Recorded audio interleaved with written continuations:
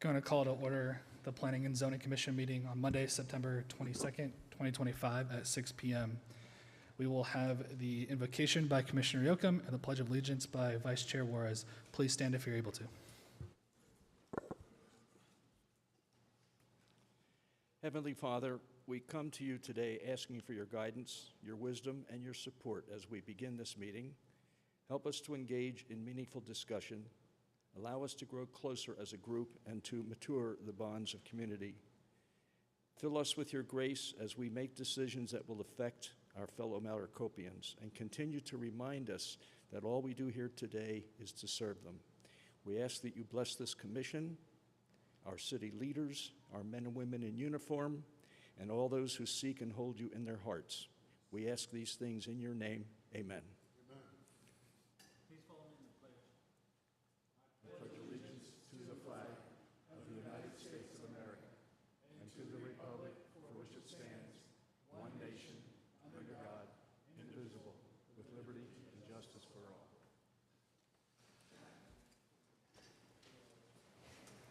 Thank you, Commissioners. That'll take us to roll call, please. Commissioner Brems. Here. Commissioner Robertson. Here. Commissioner Juarez. Here. Commissioner Singleton. Here. Commissioner Yocum. Here. Commissioner Klob. Here. And Commissioner Thomas. Here. We have a quorum. Thank you. That'll take us to the call to the public.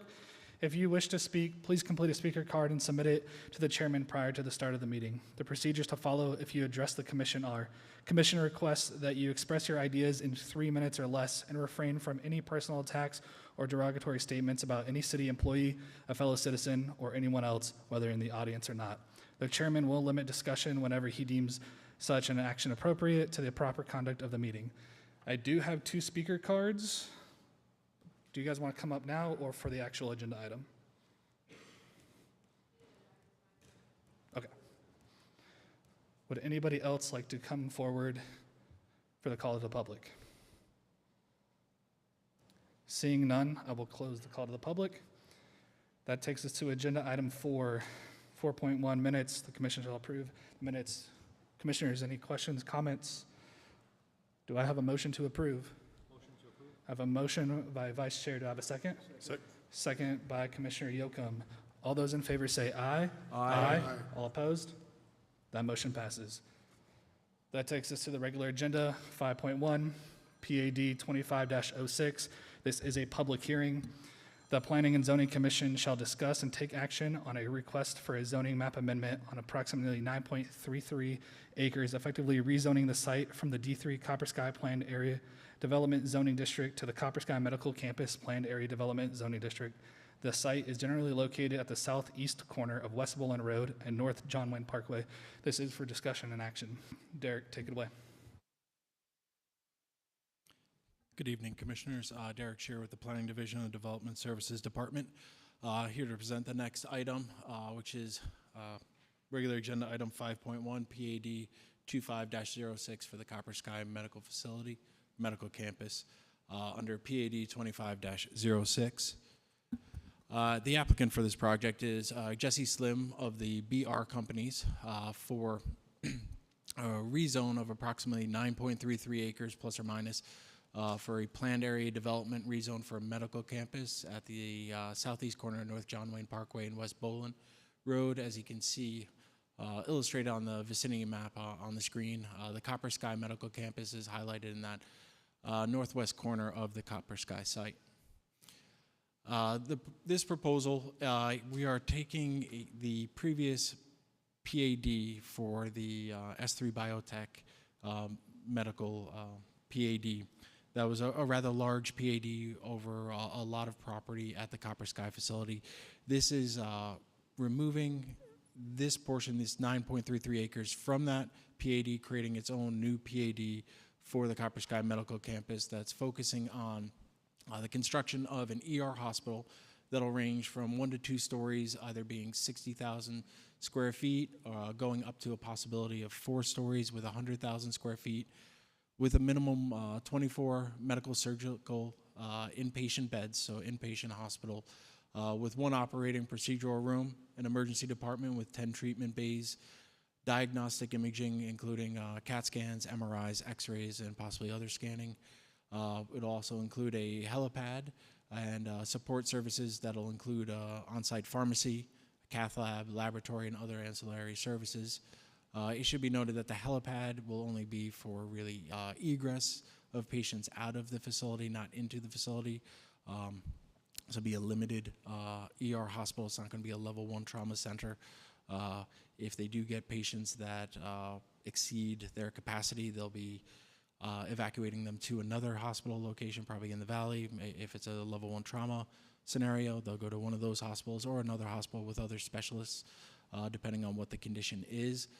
But generally, that helipad won't be used for taking patients in, mostly having them leave to go to a different facility that could provide the care that they need. As we see, we have 3 possible build-out scenarios of this in this PAD. On the left, we see the medical office building 1 with up to 3 stories, 50-foot maximum, 30,000 to 80,000 square foot medical office building with outpatient services and an ambulatory surgery center. So that means what the city would be gaining here is outpatient surgery centers that we don't have, where everyone either goes to Casa Grande or into the valley for those services. This facility here would be able to have some of those and be able to keep some of the citizens here for their needs. The second part of the build out possible is the medical office building 2, up to 2 stories, 40,000 square feet. Medical office building with outpatient services and that ambulatory surgery center. And then third, retail building component that is optional, a 1-story, possible 15,000 square foot retail building. The retail building is really for support services, food and beverage, general commercial for the staff, patients, visitors. It isn't going to be a retail facility like a Sprouts Market Center or something like that. It's mostly to serve the needs of everyone around and within the medical campus, and then also on the Copper Sky facility there. Proposed medical campus will have the emergency entrance off of West Bolin Road, primary entrance off North Graythorn Road, limited access from North John Wayne Parkway, and vehicular and pedestrian cross connections with the property directly to the south. If we can go over a little further on the image that you see here, on the north, you'll see that emergency entry only right in, right out on Bolin Road. The main entrance into the hospital medical campus will be from that Graythorn Drive with a left in, left, right out, left in, and right out. So full connection there for all turn movements. There'll be a cross connection to the neighboring property to the south. That'll be vehicular and pedestrian. And then off of John Wayne Parkway, it'll be a right in, right out, and then a left in only. So anyone coming from the north down John Wayne Parkway will have the ability to either go along Bolin and come in through Graythorn at the main entrance, or possibly through just a left in, but there'll be no left out onto John Wayne Parkway because of the proximity of the location of this site, and proximity to this traffic light that's at Bolin, and then also the traffic light down further south at Copper Sky. This location really is a good location for having another traffic light there because of the distances between the two. The proposed development is consistent with the general plan future land use map designation for the area. And staff has determined that the this will be compliant with the city's development regulations for PADs for the land use that's being proposed, the vehicular and pedestrian connectivity, parking requirements that are being proposed, and the open space requirements. Notification letters were sent to property owners within 600 feet on August 15th. Signs were posted on the site on August 18th. August 30th, a newspaper legal notice was published. And then September 22nd, 2025, this commission, and my apologies, I failed to put up there when the neighborhood meeting date was, and that was September 4th, and that was attended by about a half dozen members of the public. Notes from that meeting, the questions that were asked and answered are in the citizen participation report that is a part of the commissioner's packet. I should note that the applicant is here. They do have a presentation should the commission wish to see it. And with that, staff recommends that the commission move for approval of PAD 25-06, Copper Sky Medical Campus, subject to the conditions stated in the staff report or as amended by the Planning and Zoning Commission. And I'm happy to answer any questions that the commission may have. And again, the applicant is here, and if you should like, they have a presentation as well. Thank you, Derek. Before we open up the public hearing and go to commission, maybe we see their presentation just in case that does answer any questions that residents or commissioners might have.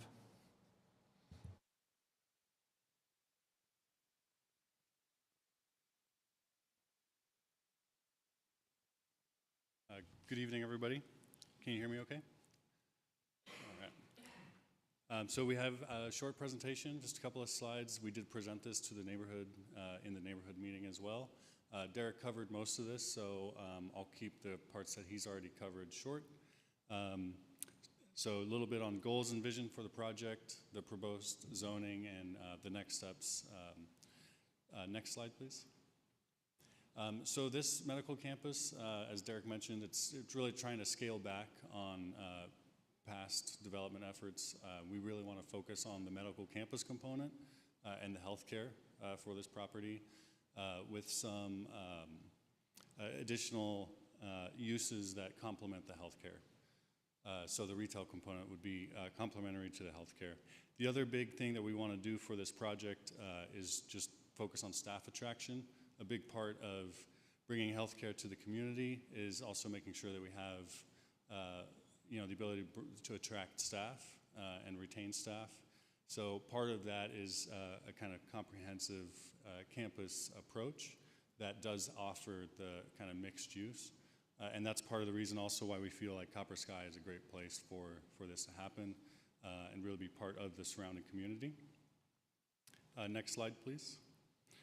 The other part of it is just being future ready and wanting to invest in the long-term kind of benefit for the local economy. So retaining all of the healthcare spending that's currently going out of the city, being able to retain that in the city and being able to improve or benefit the local economy. Next slide, please. So this is a summary. Derek already went over this, so I won't go into detail, but this is the minimum services that we would be providing in the hospital and the medical office building. The next slide, please, talks about the hospital operator. They're going to be able to aid in conversations to further discuss the other services that will be provided. So everything that you saw on the previous slide will be part of the minimum development, but the operator is also going to influence everything else that it's going to fit their business plan. So summarizing a little bit of what Derek already mentioned about scaling back on the previous PAD, this PAD would focus on the 9.33 acres that you see on the right in this image. And then if you go to the next slide, please. We have a few other things that we are requesting in this updated PAD. So we're actually looking to reduce the allowable height from 150 feet down to 65 feet. So that would be no more than 3 stories. And then we also want to allow for a single-story building for a portion of this development, and that will aid in the practicality of just the hospital staffing and flow. It's much more expensive to operate a multiple level hospital, and so we want to be able to have the ability to do a single story. And then being able to maximize the health care that we can provide, we're requesting a reduced open space requirement from 20% down to 10%. As far as the site development character and proposed architectural character, we're looking to maintain that with already approved zoning ordinance, so we're not asking for any changes there. Next slide, please. And then a few other things we wanted to point out of costs that the development will absorb are right-of-way improvements along John Wayne Parkway, and that would include maintenance on the right-of-way. The pedestrian path on the west side of the property, we would look to bury the overhead electrical lines that are along John Wayne Parkway. Street improvements along Bolin, including curbs and gutters and sidewalks, restriping of Bolin along our property line, the site entrances and streetlights. Next slide, please. So this just goes over next steps. So we had the neighborhood meeting. Derek already covered this. And that's everything. Awesome, thank you. This is a public hearing, so I will open the public hearing if there's anybody in the audience that would like to come forward and speak on this. Seeing none, I will close the public hearing. Commissioners, questions, comments, concerns? Vice Chair. Okay, my question is for Derek. Derek, could we go to your presentation, the first page? Yes, let's see. Just Okay. pull it up.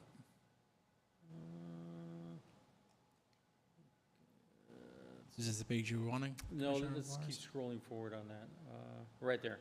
Okay, we talk about 1 or 2 story or 4 story, and then I think understood from the gentleman for the project is that they don't want to go any higher than 3 stories, so which is it? So part of that, the height would be limited to 65 feet. The number of stories, we're not looking at going beyond 3 stories based on the use, but part of that would be part of the development with the operator to be presented at a later date. But right now, we're not looking to go beyond 3 stories. Okay, and then my second question regarding this is I noticed that we're going to have like 3 separate buildings. Does the project fall apart, or does it change if one of those portions of those buildings disappears, or how does it get reused? Say we have 3 buildings that are planned, 2 get built, but the third one doesn't, and the third one happens to be that light commercial that's going to serve not only the property but part of Copper Sky. What happens to that property at that point? Yeah, so right now, our focus is on the hospital and medical office building, and the third parcel, like we said, we're kind of waiting for those other 2 to develop to see what makes sense for that property. The uses are what we're focused on right now, is that the uses are allowed. One of the scenarios that Derek outlined was a second medical office building, so that would be possible as well, but that would possibly be separate from the hospital operator. Okay.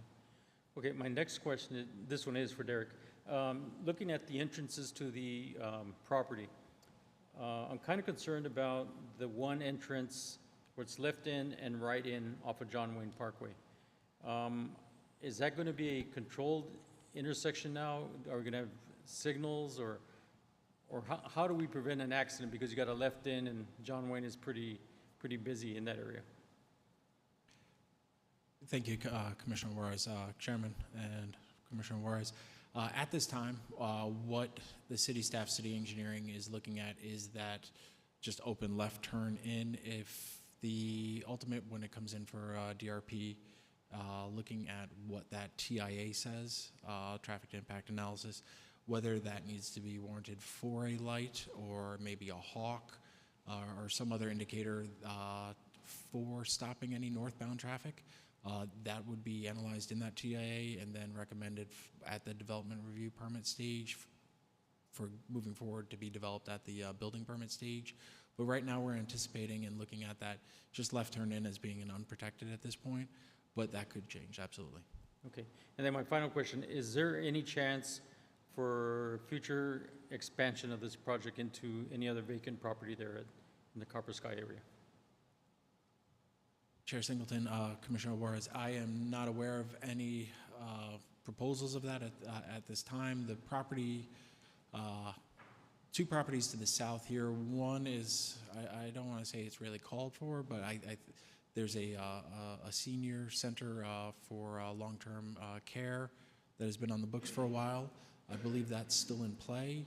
There's another parcel that we had a mixed-use development for. I don't know the standing of that. We have not heard back from them in quite a while, but it is city-owned. If those other proposals do not come through and the operator of this site wishes to expand their boundaries and create a larger facility, that'd be a discussion for the future, absolutely. Okay, thank you very much. Commissioner Robertson. Thank you for the presentation, you guys. couple things came up listening to you.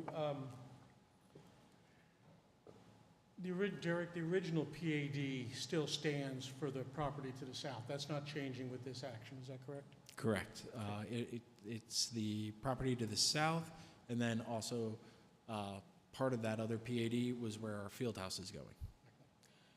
And I read in the packet that the original traffic impact analysis, which was for the larger complex, still stands and is appropriate. Is that correct? Because this is actually going to be smaller and probably have less impact. Chair Singleton, Commissioner Robinson, I don't honestly know. That would be a question for the city engineer and our traffic engineer, whether the scope of that previous TIA is appropriate for this, if this can be folded into it as a part of it, or if it needs to be a new TIA directly for this because of all the significant changes between the previous and I think this what one. I read is that the current TIA would still be applied and there'd be no need for a new one because it's actually a smaller project coming online. I just was looking for clarification. The other thing I wasn't quite sure of, and I got more confused just now, is the build-out phasing. In the package, it talks about 18 months and 36 months. Which is it? Which goes first? Is it in 18 months something has to be happening? I can answer that. So the agreement with the city as part of the land sale is that 18 months is for the medical office building to break ground. The 36 months applies to the hospital, and it's 18 months to break ground on the MOB or 36 months to break ground on the hospital. That's kind of the way I understood it, but there's also language in there that said that unless the developer decides to move forward with one of your options, maybe build both at the same time or reverse the order, that is totally up to you guys. Correct, yeah, there are a couple of different situations. So, yeah, you can answer that. Thank you. Good evening, Commissioners. My name is AJ Thomas. I'm the president for BR Company's Healthcare Development. And to answer your question, the 18 months is specifically for the outpatient side of things, and the 36 months is for the hospital. But to your point, we were in discussions with an operator who wanted to do both the outpatient and the inpatient together combined.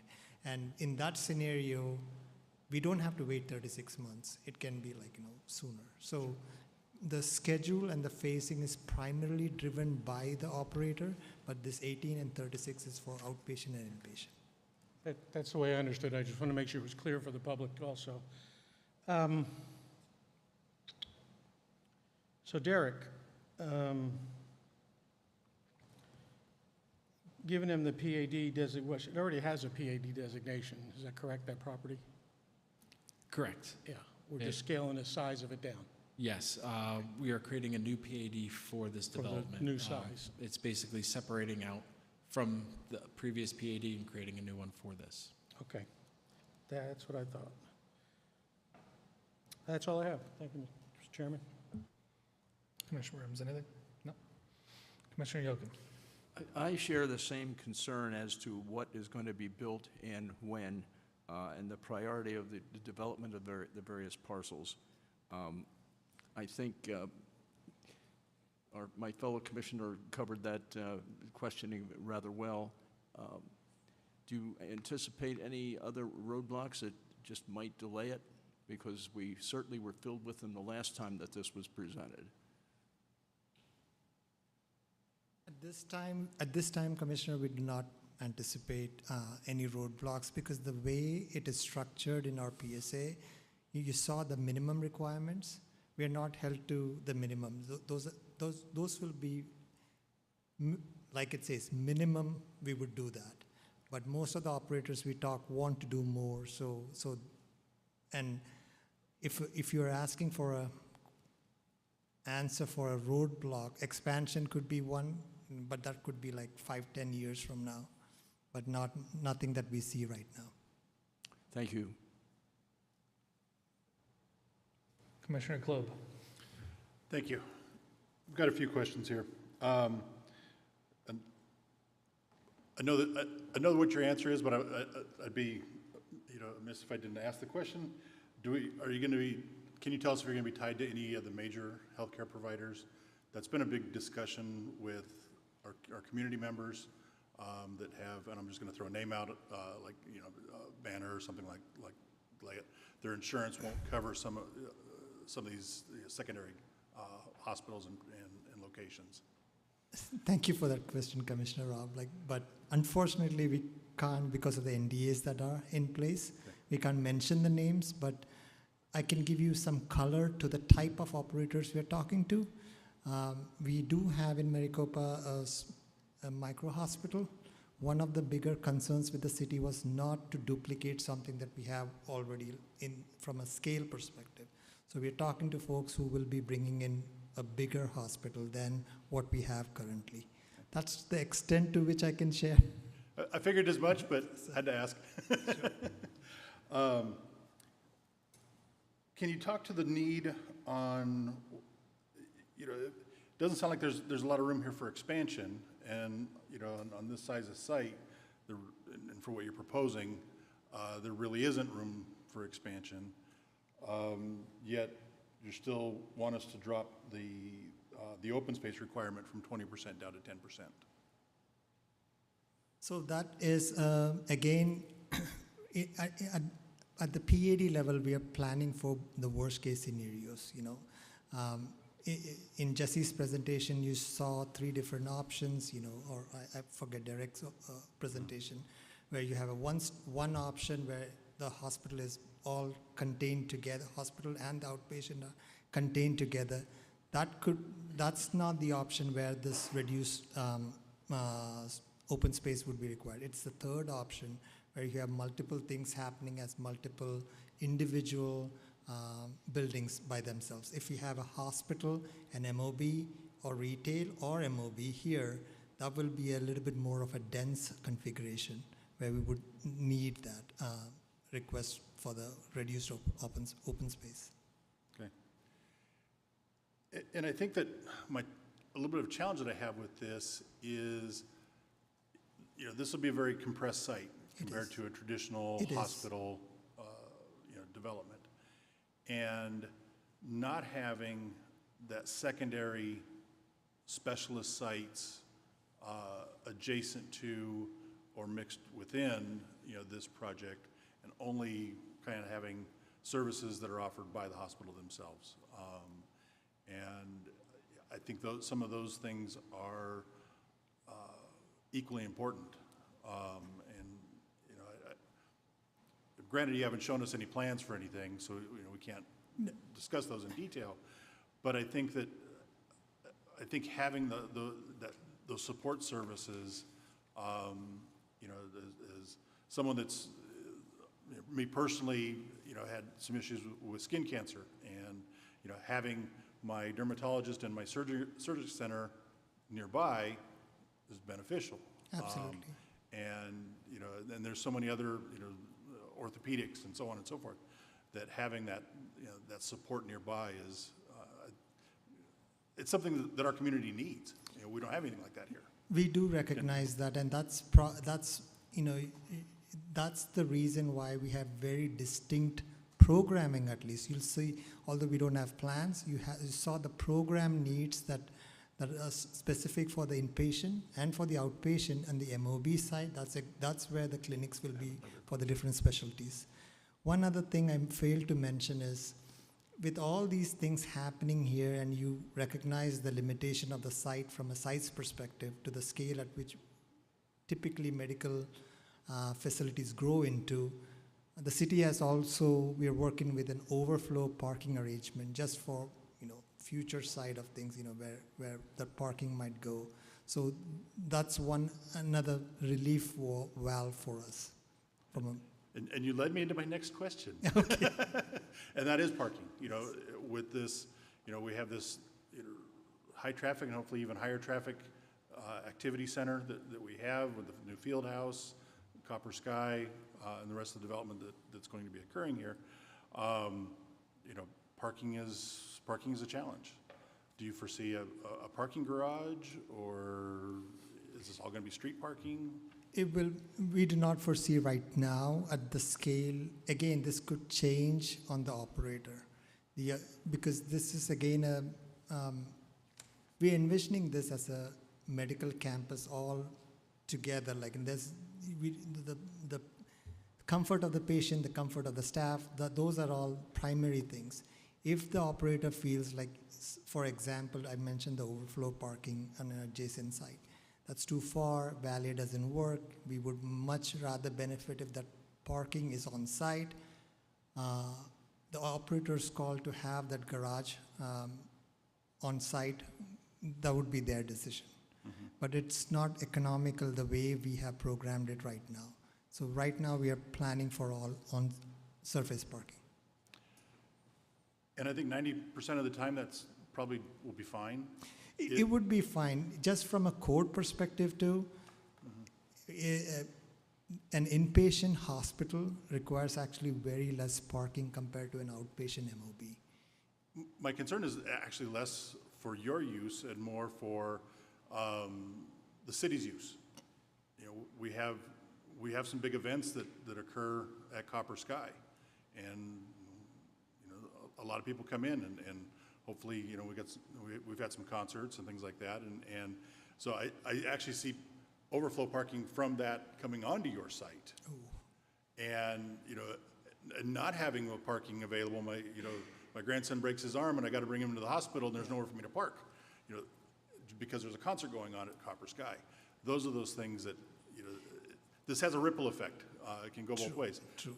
I agree with you, less impact than the other use, but if that use is also there, it's going to happen onto your site. I don't have a definitive answer on a traffic solution because we are at the very early stage of that. We have civil engineers and a traffic engineer engaged for this task. We'll make sure that we work as a partner with the city to solve those. And this was also brought during our neighborhood meeting, as parking is a big issue. When we have these 7 or 12 events within a year, like, you know, where huge traffic happens in the Copper Sky side of things, we are made aware of that. We will make sure that our traffic plans and our parking plans incorporate that into consideration. Very good.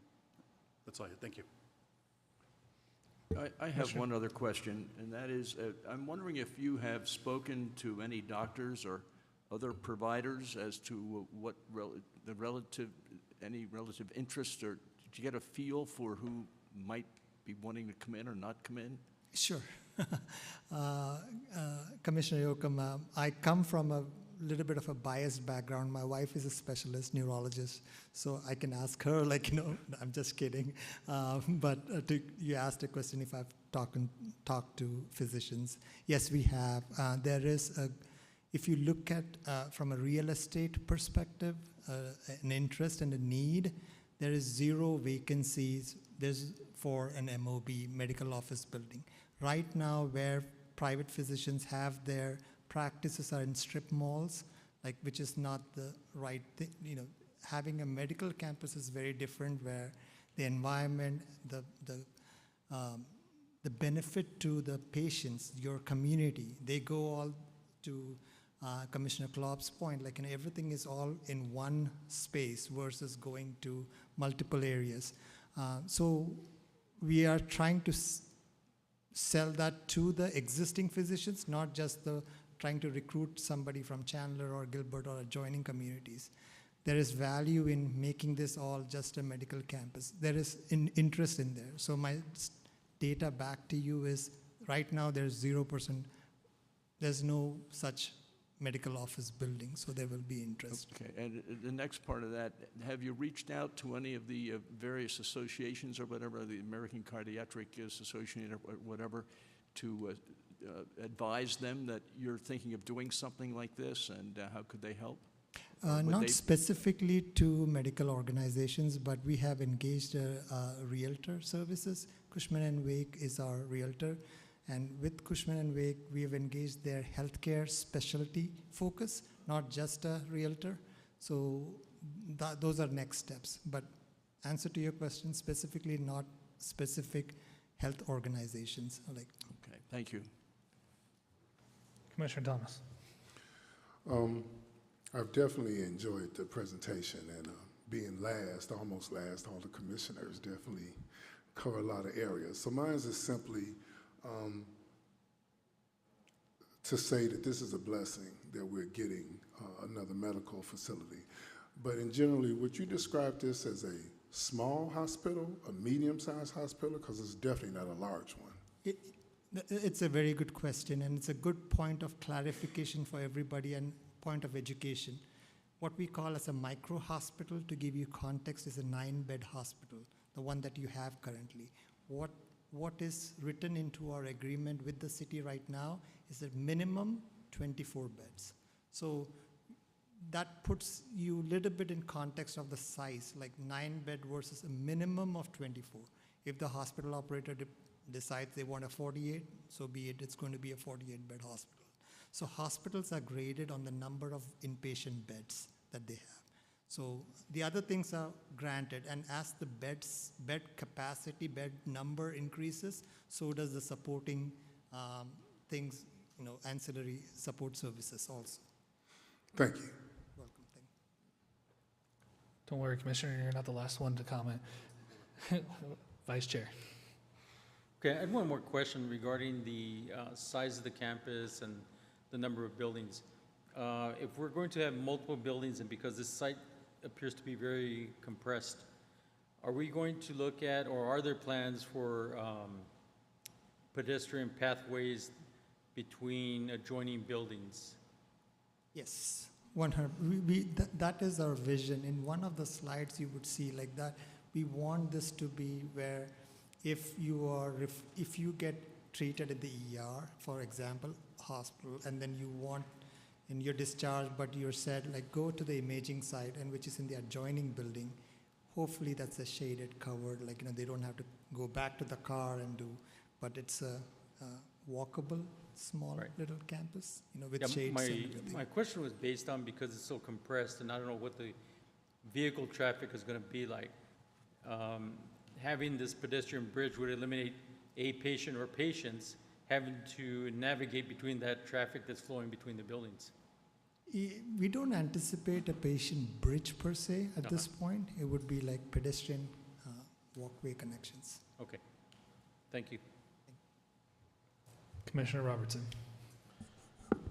I think at this point in the game, I feel compelled for the audience to understand, for the citizens, this is only a PAD redesignation portion of the process. This is not design review. We don't have the full scope of the project or what the final project's going to look like. That's not what we're deciding tonight. So if we approve or don't approve, it has nothing to do with the final design or what it's going to look like. This is strictly changing, in layman's terms, the designation of those 9 acres. That's what we're here for tonight. And we did get a little deep in the weeds because we're curious. So thanks for putting up with us. And Chair Singleton, Commissioner Robertson, if I may add, any building over 5,000 square feet was considered a major development review permit and will be brought back in front of this commission on an informational basis and presented to the public at that time. Awesome. I think everybody covered questions I had. Commissioners, any last questions, comments, concerns? I would like to make a motion that we approve PAD 25-06. I have a motion. Seconded. And a second. All in favor say aye. Aye. All opposed? That motion passes. That'll take us to agenda item 5.2, ZON 25-04. This is a public hearing. The Planning and Zoning Commission shall discuss and take action on a request for a zoning map amendment on approximately 2.21 acres, effectively rezoning the site from the CB-2 General Business Zoning District to the GC General Commercial Zoning District. The site is generally located at the southwest corner of West Honeycutt Road and North Porter Road. This is for discussion and action. Derek, take it away.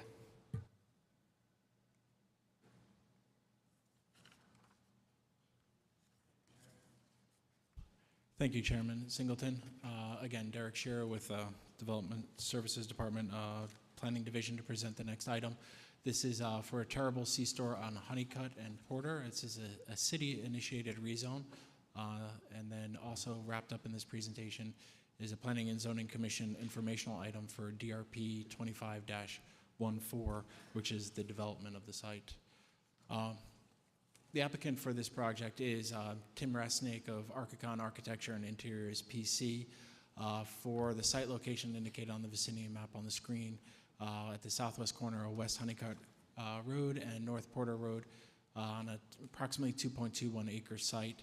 The proposal is to rezone the site from general business CB2 to general commercial GC.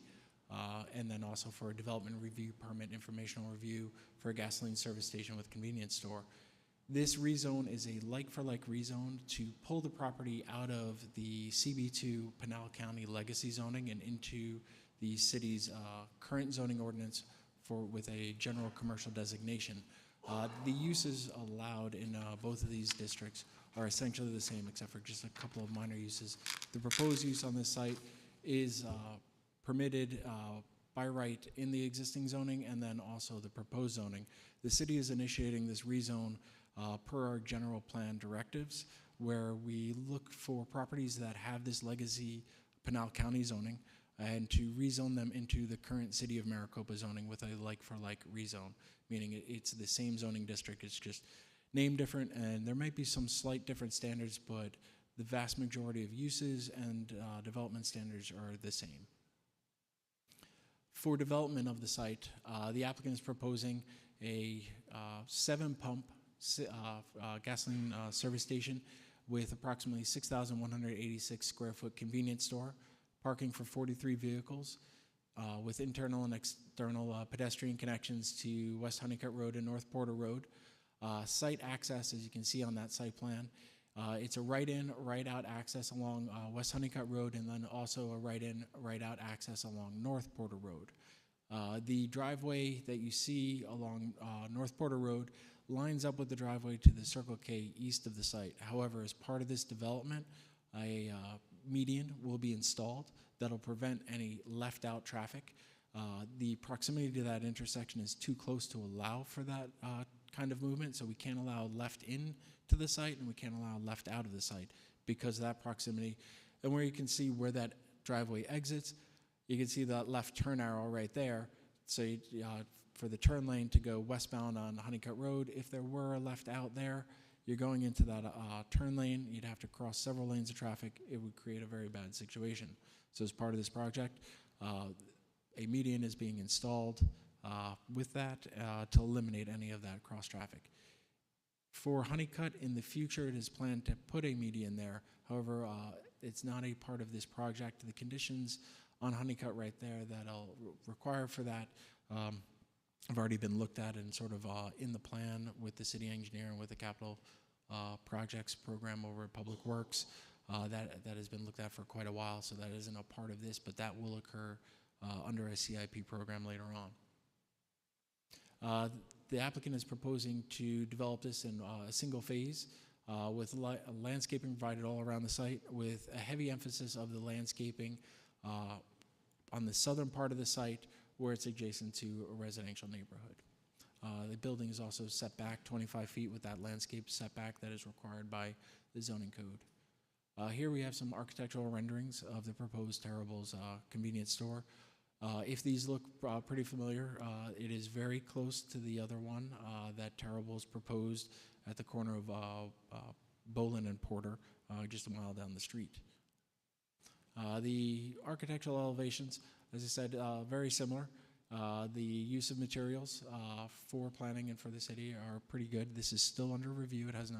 It's still moving through the development review process, and we're here to take any input from the commission and from the public on maybe possible changes or ideas for changes for the site.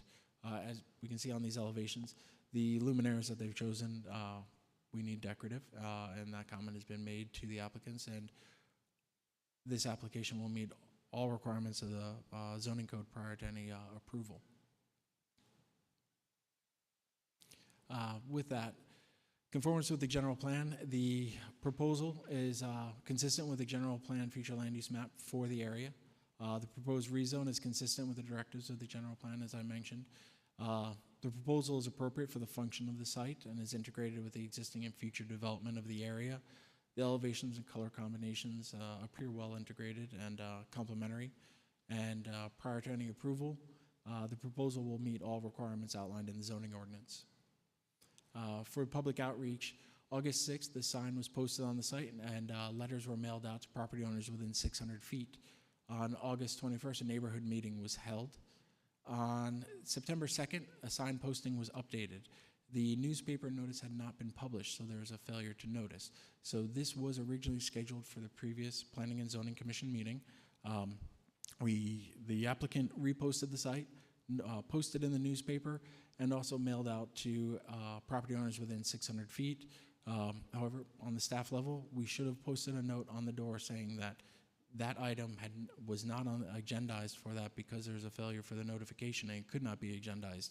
That was a drop of the ball on our portion. In the future, we will be doing that and do better with that. So then on September 2nd, the second notification letters went out to property owners within 600 feet. On September 4th, the newspaper was published in the Casa Grande Dispatch, and staff has received 3 letters of opposition to the rezone proposal.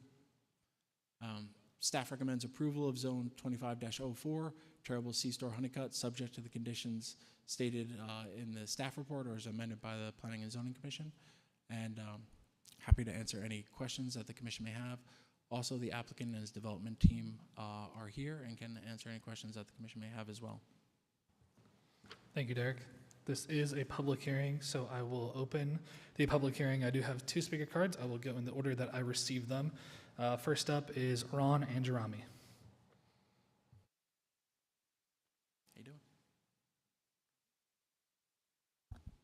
Thank you, Planning and Zoning, for the opportunity to speak tonight regarding the proposed terrible gas station in Honeycut and Porter. At a recent Glenwell HOA meeting, one of the main concerns raised was the lack of wall along the southern boundary of the project. Other locations in Maricopa where a commercial property directly borders on residential homes, there is a concrete wall to separate the two. This has become a standard for good reason. It provides a clear buffer between commercial activity and family neighborhoods. In reviewing the documents submitted by Terrible, it appears there is no wall planned along the south side of the property, where the site directly abuts the cul-de-sac. Without the wall, residents who live just a few feet away would be left fully exposed to the activity of a 24-hour gas station. Bright lights, noise from vehicles, delivery trucks, trash, and the coming and going of customers at all hours of the day and night. Beyond comfort, this raises serious quality of life concerns. Homeowners expect the same level of protection and privacy that other neighborhoods enjoy when businesses move in nearby. A missing wall in this location not only disrupts the consistent look and feel across Maricopa developments, but also negatively impacts property values for the families living right next door. There are also safety considerations. A proper wall will help reduce cut-through foot traffic from a commercial property into a residential cul-de-sac. It deters loitering, trespassing, and establishes residents with an additional layer of security. So this isn't just about aesthetics. It's about fairness, safety, and preserving the character of our neighborhoods. If this project is going to move forward, we respectfully request that a condition of approval include a construction of a wall along the southern boundary, consistent with what has been required with other similar locations throughout the city. This would ensure the development is compatible with the neighborhood, maintains the integrity of our community, and upholds the standards that residents have come to expect. Thank you. Thank you. The next speaker card I have is Brittany Pasola.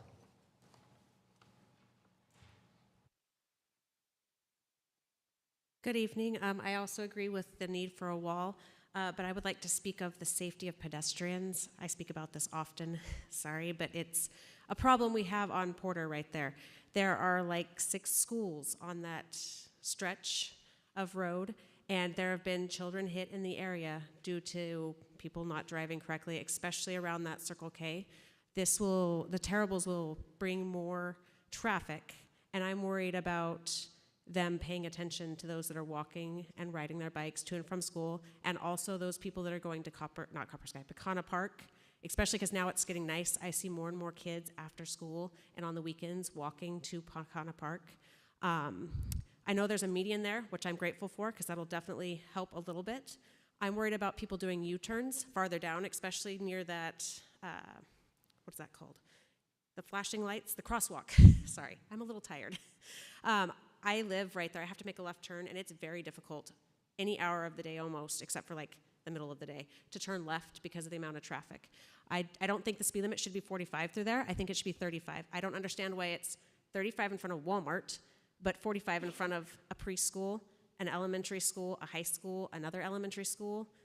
It's dangerous. We've had problems there before. I think anywhere there's a school, it should be 35, and even I think it should be 35 around Copper Sky and the new hospital. There's going to be increased traffic there as well, and people walk over there. I've heard many times from you and as well as from the city council, you want this to be a walkable city. It's not walkable. Parents are afraid to send their kids out there because people don't know how to drive here. They're going in wrong ways to Circle K. They're not stopping for the flashing lights for people to cross. They're driving 55, 65 on that Porter Road. And hopefully with this Terribles and the other Terribles, you'll think about decreasing the speed limit to 35 on Porter and even on Bolin where the other schools are at, because we're also getting a Heritage further down past Walmart, and that's going to include even more traffic. So I really think something needs to be done about the speed limit. Thank you. Thank you. That's all the speaker cards I have. Is there anybody else in the audience that would like to come forward to speak on this item? Yes, please come forward.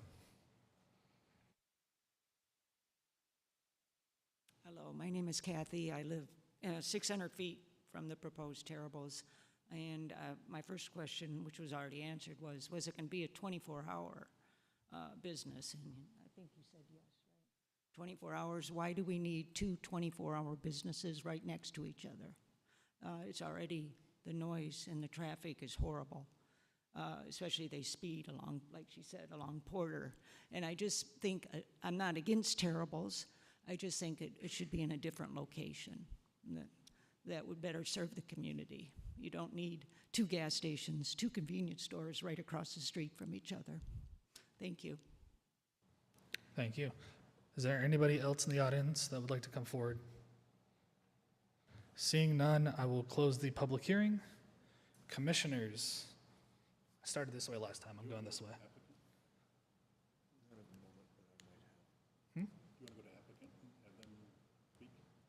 No, I don't think they have a presentation.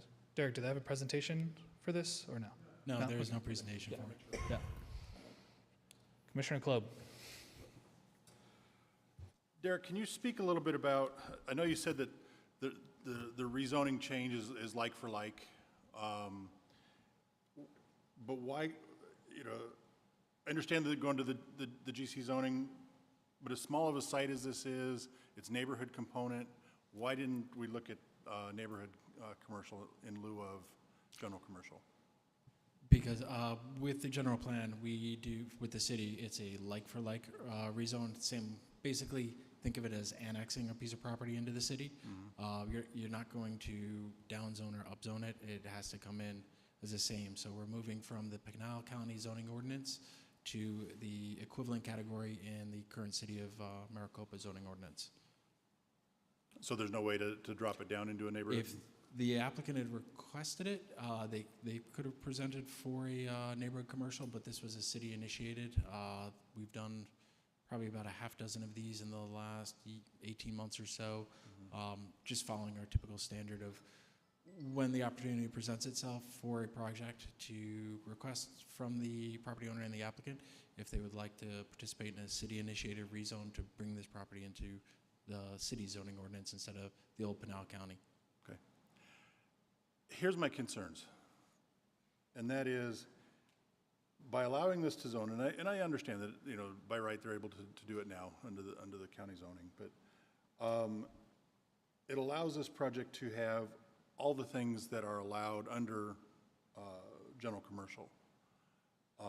Should this project not go forward as Terribles, things sell, things, corporate plans change, by rezoning this, now we're allowing any of those items by right under our new zoning. It also allows, things such as, automotive vehicle repairs, sales and leasing, washing services, so on and so forth. That, and the other Terrible's just down the street, we had to rezone it because they wanted to add a car wash. This would actually allow Terrible's to put in a car wash by right at any point in the future. Don't know how they'd fit it, but they could do it. And that, being so close to these homes, that really gives me a lot of concern. The other one is a little different situation, a little bit larger buffers. This is literally sharing the same street, on the south side as these residences. And so I think by allowing it to go through as general commercial, it puts an undue burden on these homeowners. And I'd like your 2 cents on that. Chair Singleton, Commissioner Klob. Yes, with the other one, with the car wash in the CB2 now, if the car wash were accessory to this gasoline service station, it would be allowed under the CB2. I can't quote off the top of my head. There's only a few differences in uses between the two districts, between the CB2 and the GC. Very minimal. And it's more of, in our zoning ordinance, the changing designation of uses, or uses that weren't contemplated in the 1990s when the first draft of that Pinal County zoning ordinance, and then the last update before we adopted it back in, Rudy, correct me if I'm wrong, was that 2008 or 9 that code is? Essentially, they're 90+% of the exact same uses. It's just what we are charged with doing as a planning department from the general plan, which was adopted by the voters to say where it's possible we have the city zoning rather than the legacy zoning from Pinal County, because we're the city of Maricopa now, not just a non-incorporated area of the city. So there isn't much difference with the zone changes on that matter. It's really not going to open them up to a whole lot of other uses that would, generally in people's mind not fit being next to the residential there. It was CB2 for, gosh, almost 20 years at this point. Personally, I do not understand why this corner wasn't developed. I think it may be a cost thing with the drainage channel that's there on that east side of it, but I don't know. I wasn't privy to any previous conversations, but this has been a vacant site for quite a while, and people have gotten quite used to it. And now that a developer is coming in with a proposal, we tend to get very used to a site being vacant and open for 20, 30, 40 years. Then as the city grows and development occurs and the densities increase, those vacant sites tend to get developed with development that they're allowed to by the zoning. Yeah, Commissioners, Rudy Lopez, Development Services Director. Just to also reiterate what Derek just mentioned, again, it is a like-for-like zoning. The CB2 equivalency to Maricopa zoning code is CB2 of Pinal County, City of Maricopa, GC General Commercial. The CB1 of Pinal County is that neighborhood commercial concept, which would be equivalent to our neighborhood commercial. With respect to the owners and their rights or property rights, again, back to the intent of the general plan was to convert the existing zoning of Pinal County to now Maricopa zoning code. So intent and request here today is just the equivalency of the zone change from like to like. If this was not happening, they still have the right to do so, to have that higher zoning district. So, but again, just to reiterate the same thing what Derek mentioned. And to that point, thank you for chiming in, Rudy. I think this would be, if this were taken as a case all by itself, as a rezoning case, 2.2 acres in this setting, I don't know that we would approve it as general commercial though. And that's kind of, because of the size of it, the use of it, I think this would be all by itself, it would be a difficult rezone approval in and of itself. The Pinal County zoning that we're adopting from, if we can pull up the map there, I mean, it's a very large swath of the CB2 zoning there. And it encompasses the Circle K, the church site, and so on and so forth. So, usually historically when we rezone large commercial, it's a pretty good sized parcel. Not, we don't always do these little spot locations. And I get why we're doing it, and I've been in this process before, professionally. I just don't know that this is the right zoning for this parcel. And I think it could create some problems for, we have to look at these neighbors that have been here now for many years, and just because something's always done that way doesn't necessarily mean it's the right thing to do. And that's where my question is. I feel bad for the impact that's going to cause these neighbors. We're going to talk about the design itself, or is that going to be on the next? Me personally, I had a point of clarification before we continue to anything on the zoning. So it's like for like purely because the applicant is not coming forward, and this is initiated by the city and not the applicant, correct? That is correct. Okay. As far as the design, it was presented, so I am keen to say fair game. Okay. So with that in mind, should this go forward, I do share the neighbors' concerns about the separation between this facility and the neighborhood and the street to the south. Most jurisdictions require a 6-inch, or 6-foot block wall separating commercial from residential. Some areas actually even require an 8-foot tall block wall separating commercial from residential. Our zoning code says it can be a wall, it can be a berm, it can be landscape. We do have some flexibility there. I have some challenges with that. I think it needs to be a wall. However, with everything, there's a ripple effect. And I see a potential challenge depending on where that wall occurs on that cul-de-sac turnaround to ensure that we can get vehicles, emergency vehicles, to be able to turn there without hitting said wall. It's a tight site, and I think that there's outside influences here that are going to dictate where that wall can go.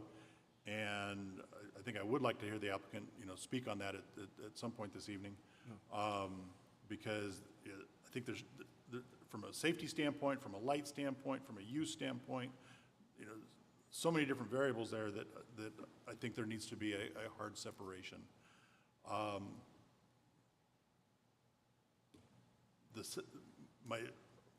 Where I deviate from that a little bit is for those people that are, what do we got, seven, 8 homes that are right there on that little cul-de-sac street, is that's going to create a tunnel effect for your street. And you're used to this nice open view, and so sometimes it's to be careful what you wish for. And it's really going to enclose that street. It's going to feel darker and more tighter than it is. I'm not here to design. That's the applicant's job to design something that works. But I see a lot of challenges with how that goes forward and keeping that symbiotic relationship with these neighbors and with this business. So the other one that I want to make sure of, it didn't look like it on their elevations, but just want to make sure that, again, if this does go forward, that there's no sign lighting that is facing any of the residential properties. And we're really careful on any site lighting so it doesn't create, again, an undue burden on these people's homes. So with that, thank you. Commissioner Yoakum. I agree with what Commissioner Globe is telling us as far as the zoning change is concerned. One thing we have to keep in mind, the next item on the agenda is DRP 2513, which is Terrible Seas informational report to planning and zoning. So we're not going to be voting on it It's informational only. And I think as far as whatever is going to be put on the property in the way of a gas station is going to have to be discussed in concert with the zoning, I agree, but also if we want to put the barrier wall up, I guess this is where we would do it. When we get to making a decision on Terrible.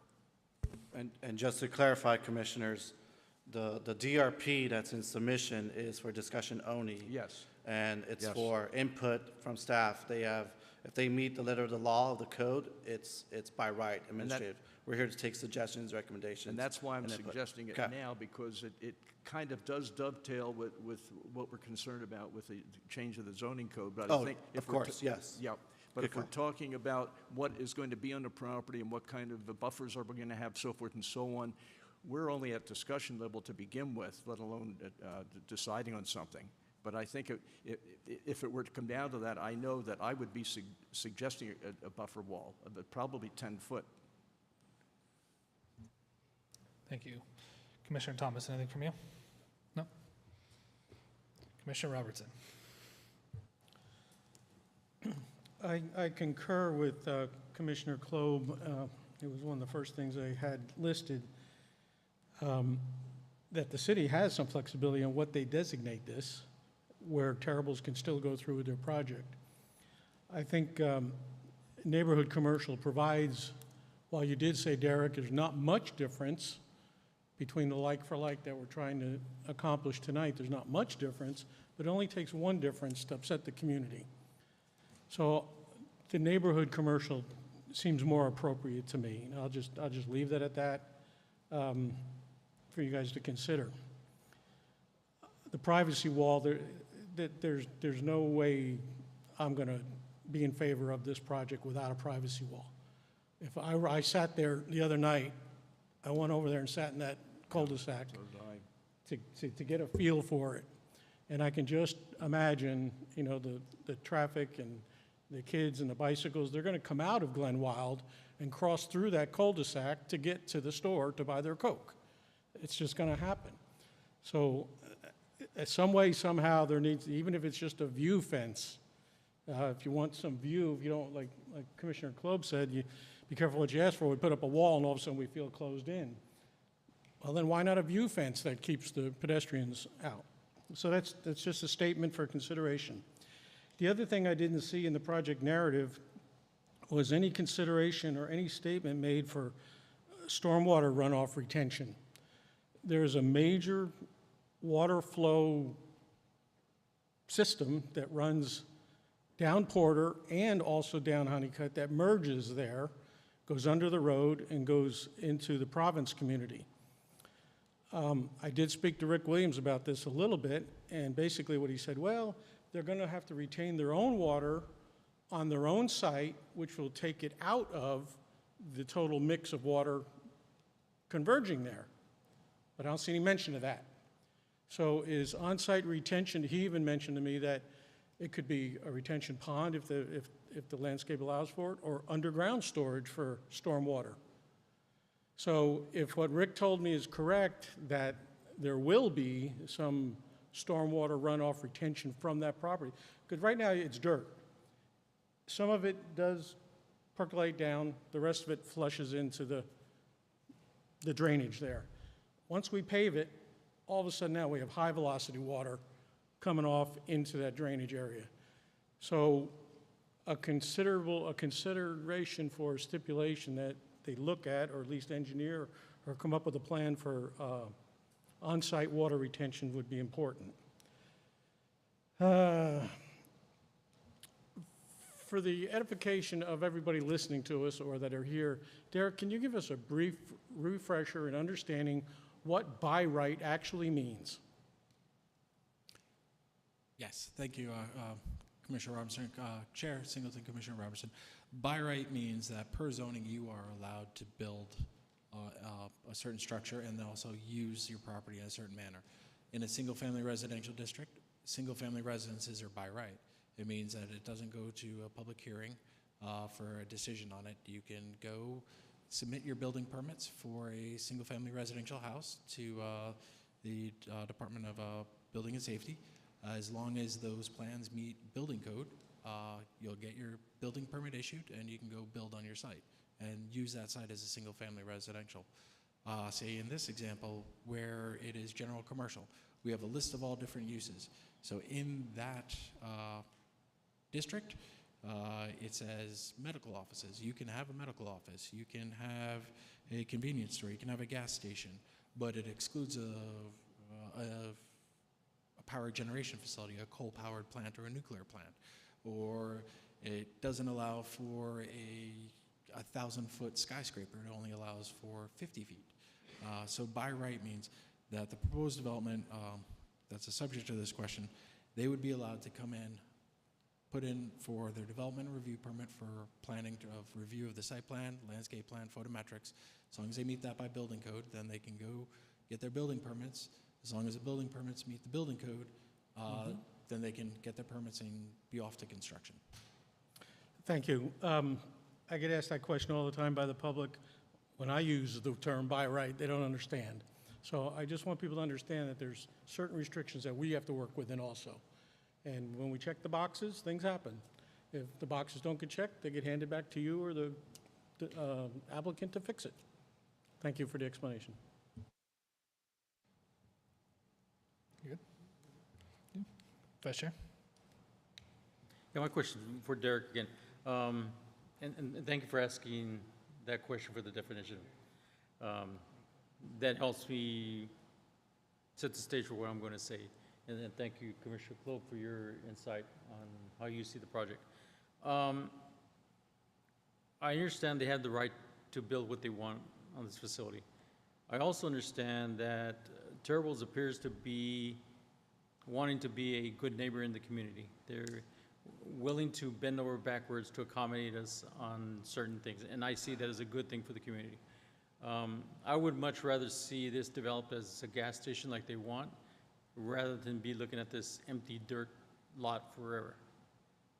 The other thing too is I also understand the concerns with the community on having some type of barrier between the building and the parking lots of Terrible's. And I would ask Terrible's is what is it you can do to improve this site where it's not such a big impact on the community? I don't see their building as being ugly, but I do see other things that come with that building being there. The trash, possible unwanted traffic coming into the community or going out of the community, people accidentally falling when they walk through that current landscaping of Glenwild there. That may be something we have to speak with the HOA at Glenwild. What is it you can do to make your homeowners safe also if we build this wall, or excuse me, Terrible's builds the wall? Now we're gonna force your residents to go all the way around the block, or they're gonna cut across other parts of landscaping. Now we have a trouble for Glenwild where the landscaping gets trampled on, there's no control of that traffic. You have no access now for ADA access. Somebody that goes across there falls, does that turn into a lawsuit? I don't know, I think if we can work with the Terrible staff to make this a benefit for both Terribles and the community, I think we have a good project going forward. I think what they proposed in their last project, as they bent over backwards, they improved the landscaping, they repositioned their store and the pumps and all that because we asked as a community. And I think they responded well. And I think as a community, we should stand behind them, and they stand behind the community. And I think we can all live together with what they can provide us, and as a community, we can tell them what will make this work for the community as well. And that's all. Thank you. Thank you, Vice Chair. I think that would probably be good for the next agenda item to discuss on those items. But yeah, I understand this is a like for like. I would have preferred to see the applicant come forward and suggest neighborhood commercial, but I understand it's city initiated. So whether this commission approves this agenda item or not, they're free to build this regardless. So with that being said, do I have a motion to approve ZON 25-04? Commissioners, Mr. Chairman, I'd like to make a motion, but not to approve. I'd like to make a motion to continue this, to give Terribles an opportunity to digest everything they've heard tonight and maybe bring back some alternate ideas. Okay, we have a motion to second. table, and we have a second to table. Second. All in favor for tabling, say aye. Aye. All opposed? That motion passes. All right.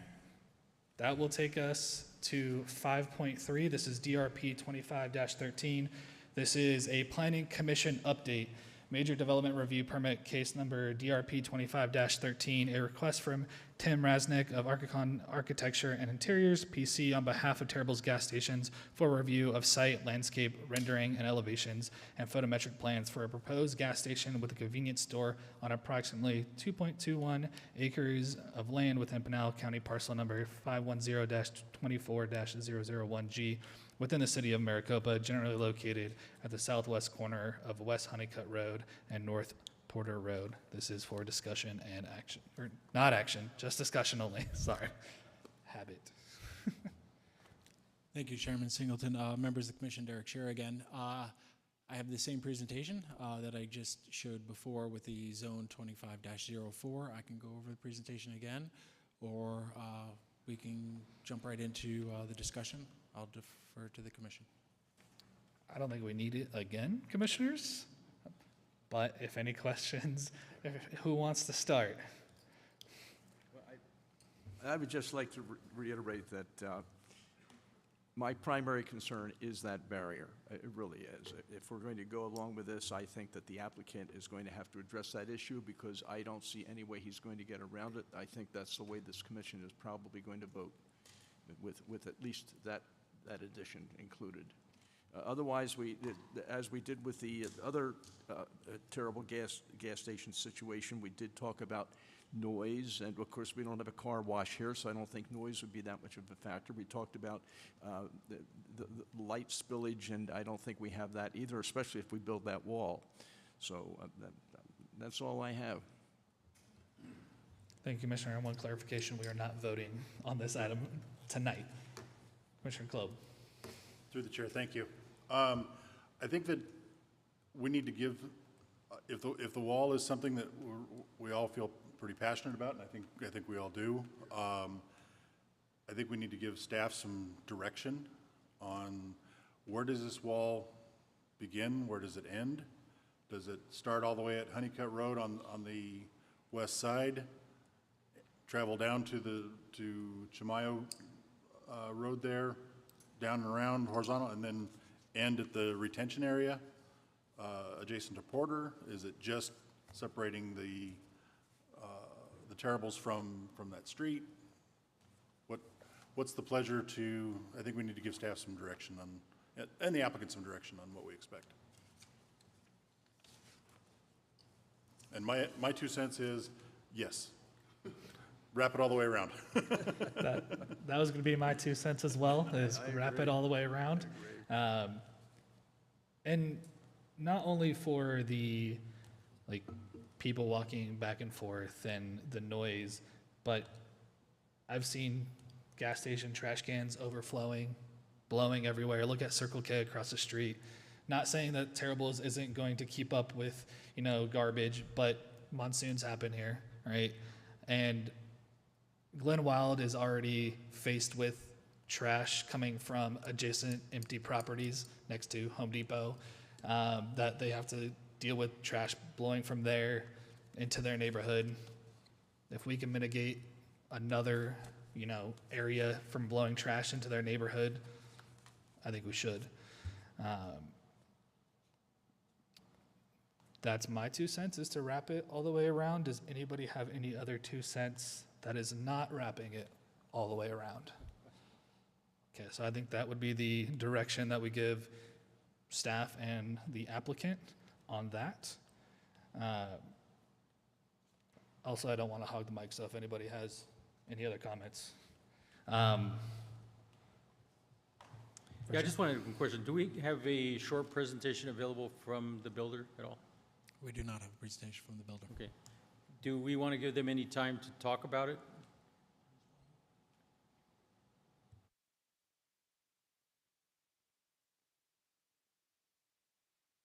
Hi, everybody. My name is Brett Griffin. I'm a development manager with Terribles.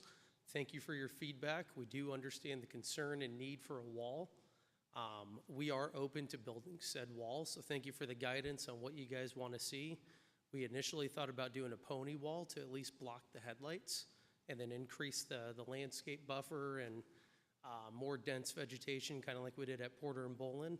But if the direction is to do a perimeter wall, we'll definitely take that under consideration. And if we agree to do that, is it possible to go back to the prior vote instead of continuing and maybe push this forward, and then we can work with you guys offline to kind of shore up those details? Because it seems like we're all in agreement on the wall. I don't know if that's a possibility. I'll defer to our legal counsel on that possibility. It's technically agendized.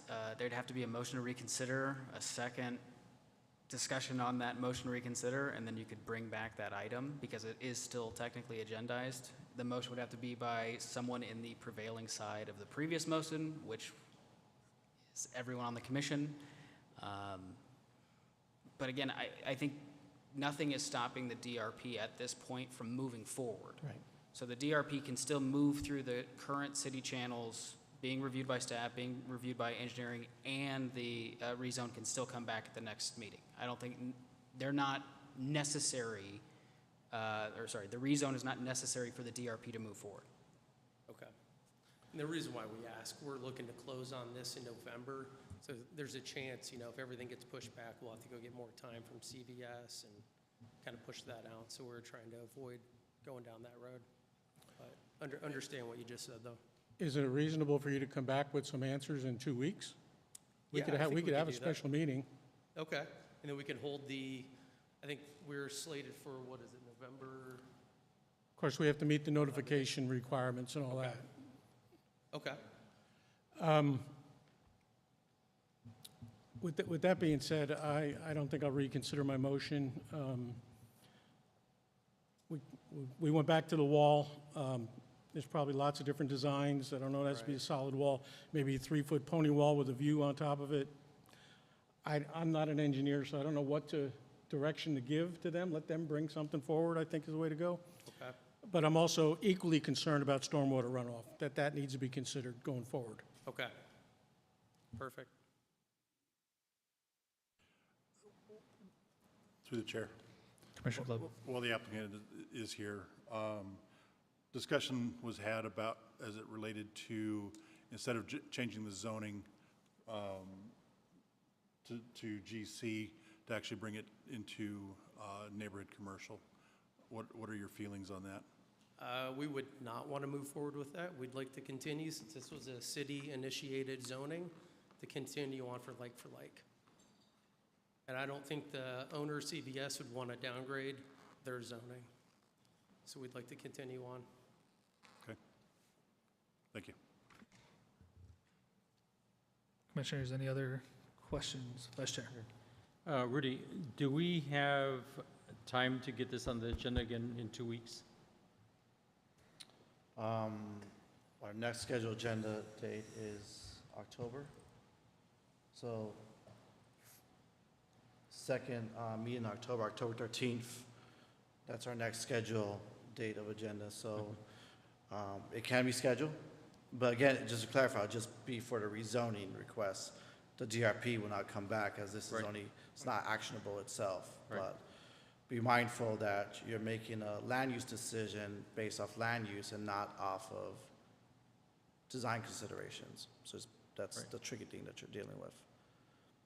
We're not Right, being and I so- just made the request based on the request that came from the commission. Yep. Thank you. So I guess this is a question for commissioners.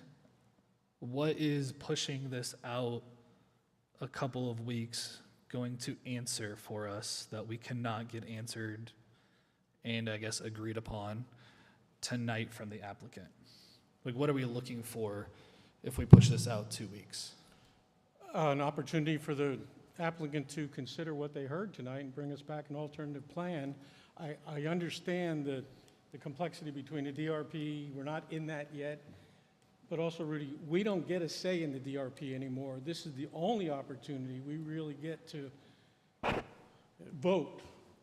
We do get our opinions during the DRP, but they're either listened to or not. At this point in the game, we do have some leverage, and I'll call it as it is. Right now, we have a little bit of leverage. Terribles has been excellent in the first project, pushed back a little bit, came back with an alternative plan. They're sounding like good neighbors. I think this will be a successful project, so that's what I'm asking for. 2 weeks for them to come back and satisfy us at this point, because this is the only point we really have any leverage. And just for a point of clarification, Commissioners, the only thing I'm hearing from the Commissioners is the perimeter wall.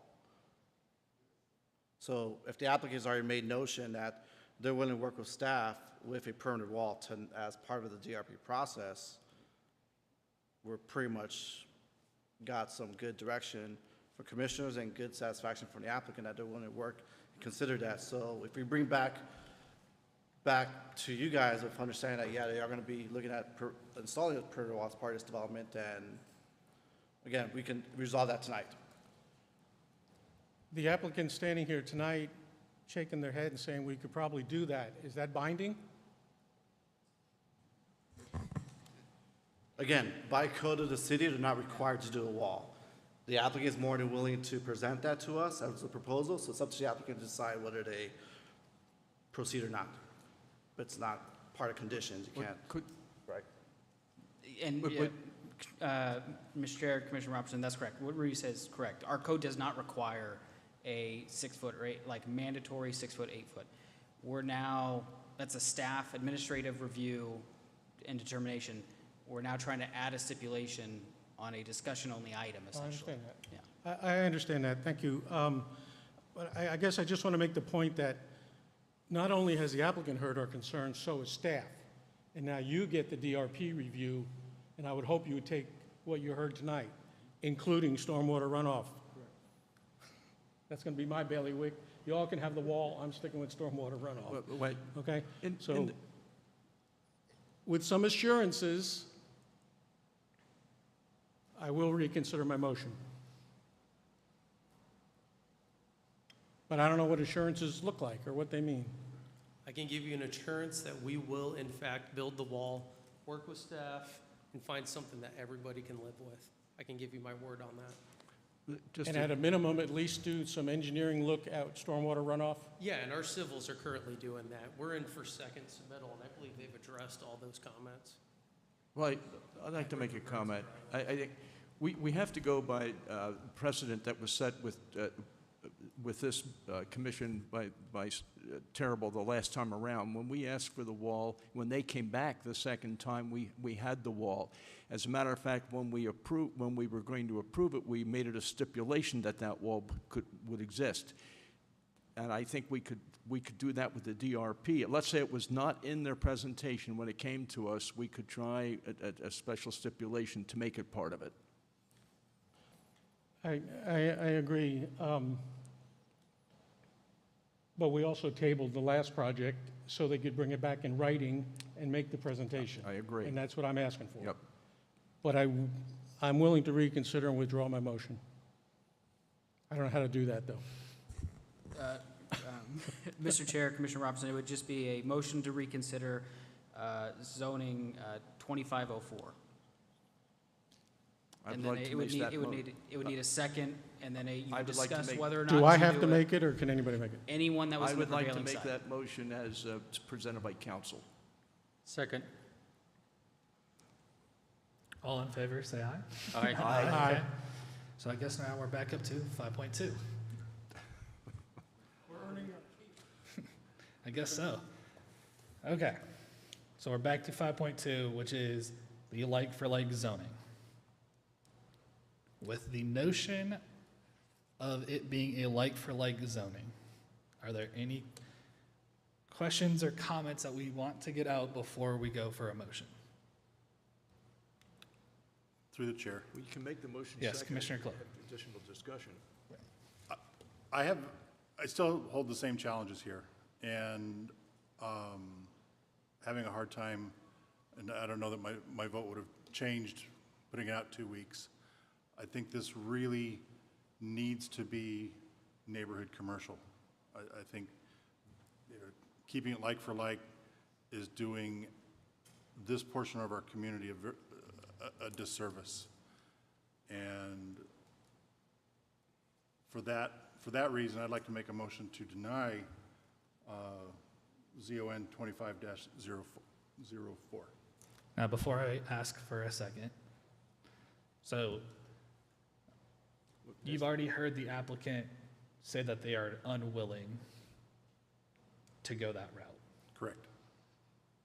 So let's say we deny this.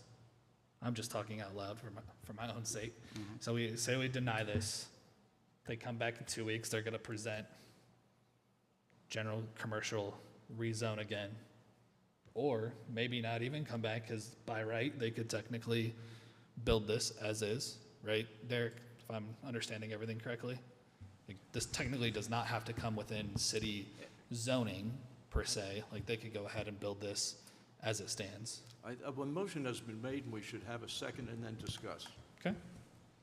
Do I have a second to deny ZON 25-04? Seeing none, then that motion fails.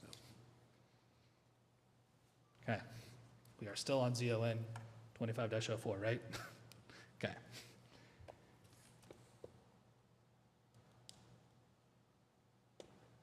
So I guess, Derek, is this just purely housekeeping then to bring this within city? Like, why isn't the applicant just moving forward? Just here's the DRP that for discussion, we'll accept feedback, make changes, maybe not make changes, work with staff, and move forward that way. Why? Because I feel like this rezone is the hiccup, and we are trying to leverage, as the commissioner has said, this rezone to get what commissioners want. We have this assurance from the developer that we're going to get what we want. Great. So why do we need this rezone?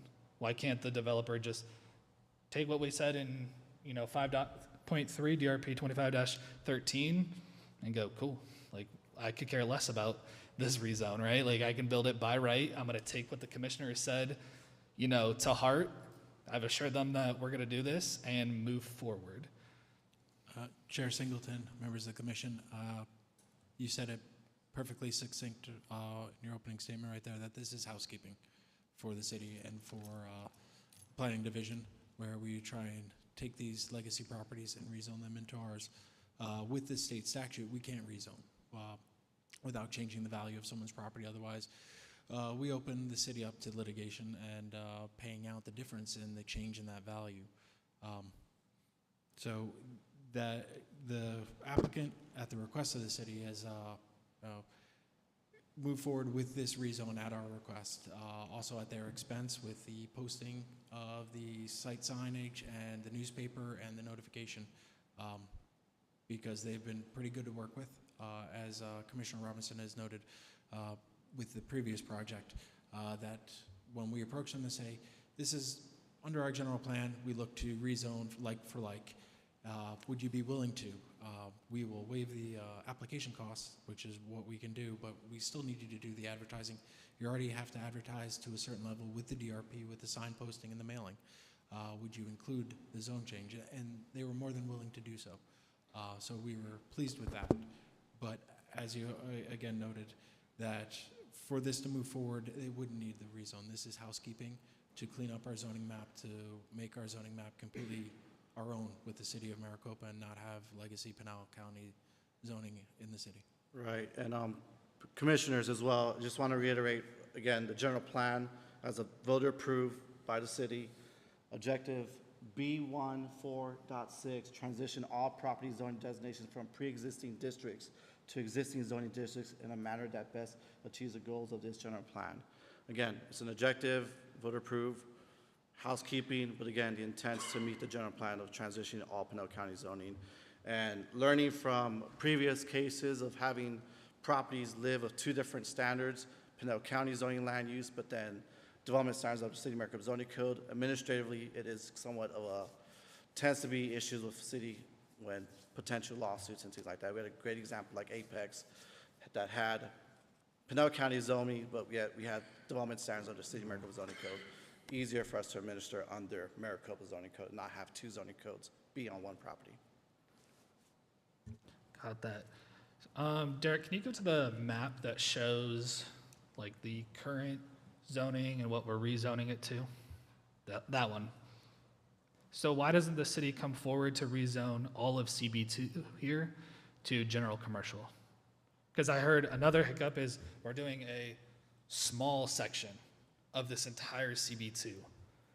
So why isn't the city, because we did this before south of the tracks, right? Where we came forward and go, hey, we're gonna rezone all of this old zoning, Pinal County zoning, to our current city zoning. So why just this piece and not all of this? That includes the Circle K, it includes probably the church and other, parcels there. Why are we not going that route?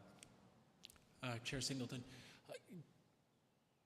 because we're approaching this one because they're coming in for the development, and we said, hey, would you like to rezone? You already went through a rezone process, you're familiar with it. A city initiated a rezone. So we were getting a development proposal, and at development proposal, then we requested. The Circle K, I can't speak to that, I wasn't staff then, but it's been developed, it's a developed site. We could approach them and say, would you like to rezone? But they're already developed. There may not be interest for that. Then the city would also then incur all the costs for the rezone. Posting of a site that one sign ranges from $800 to $1,000 per posting. So when there's two on the site, that could be up to $2,000 plus the mailing, which can run into about $500 worth of postage. So approaching them would be a cost factor for the city. So what we've targeted are when applications come in, when it's in a situation where it could be a like-for-like rezone to uphold the general plan, that's when we make the request.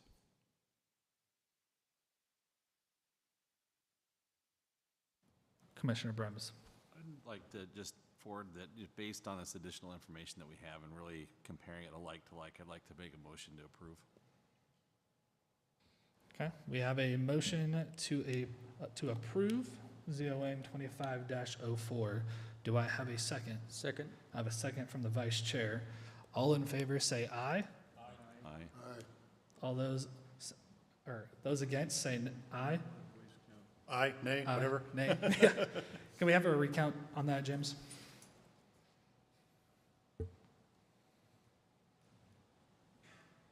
Commissioner Brems? No. Commissioner Robertson? Aye. Vice Chair Barnes? Aye. Chair Singleton? Nay. Commissioner Yoakum? Aye. Commissioner Klob? Nay. Commissioner Thomas? Aye. That motion passes. All right. Guess that takes us back to DRP 25-13. Do any commissioners have any other comments that they would like to make about the DRP as it stands right now? No? Oh, yes, Derek. Chair Singleton, Commissioner Robertson, my apologies. I was remiss not to discuss the drainage before, but if we're looking at the site plan right here, right now, all on-site drainage will be kept on-site, subsurface. I know it's hard to train your neck, but the underground storage is sort of up here on that northern section. So everything that rain-wise falls on the property is going to get channelized subsurface and then go into their dry wells and then also their storage facility. On the right-hand side that you see, that is the channel. And will be building a box culvert bridge to go over that channel. It's a deep channel, and as you see those lines and it cuts across Honeycutt Road to the north, that's a channel going underneath the road. And also, if you see those dotted lines coming in from the east side, up by the intersection, three dash lines, that's the drainage coming from the Circle K side, which is the road, comes down underneath Porter Road, goes into that channel, goes northward across Honeycutt, and then gets spread out into the subdivision's green space and drainage area. So all of that drainage will be captured, either channelized through the site, and there won't be commingling between the off-site and the on-site. We do not permit that. So the on-site will then go underground. And it'll be on-site storage with dry wells to empty them. Correct. Thank you.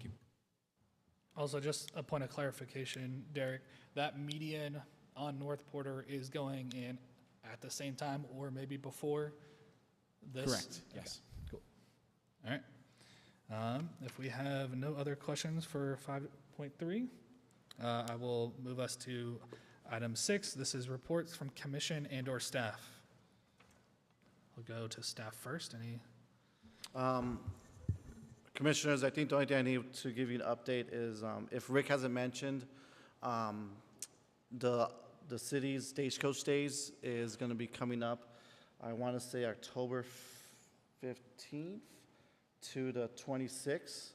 But one thing that we're going to utilize this event to celebrate Maricopa's founding date is to really utilize this to get input on long-range projects, such as our general plan 2026, our transportation plan, and there's a transit study as well being utilized. So I open to any commissioners that's interested in, one, spread the word, two, help out.